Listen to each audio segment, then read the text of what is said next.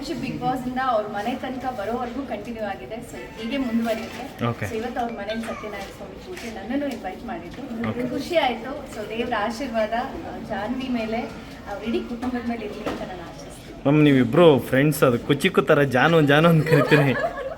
ಅದು ಬಾಂಡಿಂಗ್ ಹೇಗೆ ಬೆಳ್ಕೋತು ಮ್ಯಾಮ್, ಅದು ಚೆನ್ನಾಗಿರುತ್ತೆ ಮ್ಯಾಮ್. ಅದು ಹೇಗೆ ಕರಿತೀರ, ಅದು ಹೆಂಗೆ ಸ್ಟಾರ್ಟ್ ಆಯಿತು ಅಂತ? ಎಲ್ಲ ಹೆಂಗ್ ಸ್ಟಾರ್ಟ್ ಆಗೋದು ನಿಮಗೆ ಗೊತ್ತಿದೆ.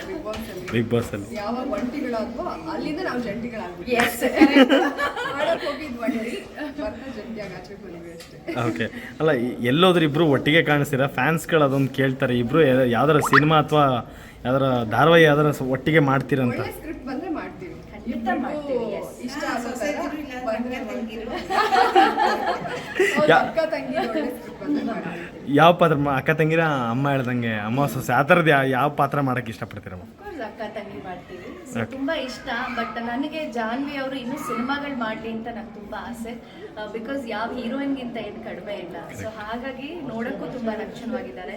ಮತ್ತೆ ಗುಣದಲ್ಲೂ ಅಷ್ಟೇನೆ ತುಂಬಾ ನನ್ನ ಬೆಸ್ಟ್ ಫ್ರೆಂಡ್ ಆಗಿರೋದ್ರಿಂದ ಅಫ್ಕೋರ್ಸ್ 100% ಕೊಡ್ತೀನಿ ನಾನು. ಸೊ ಆದಷ್ಟು ಸಿನಿಮಾಗಳು ಮಾಡಿ, ಇನ್ನು ಸೀರಿಯಲ್ ಆ್ಯಂಡ್ ಶಾರ್ಟ್ಸ್ ಸ್ಮಾಲ್ ಸ್ಕ್ರೀನಿಗೆ ಬರೋಕ್ಕೆ ಇನ್ನೂ ತುಂಬ ಸಮಯ ಇದೆ.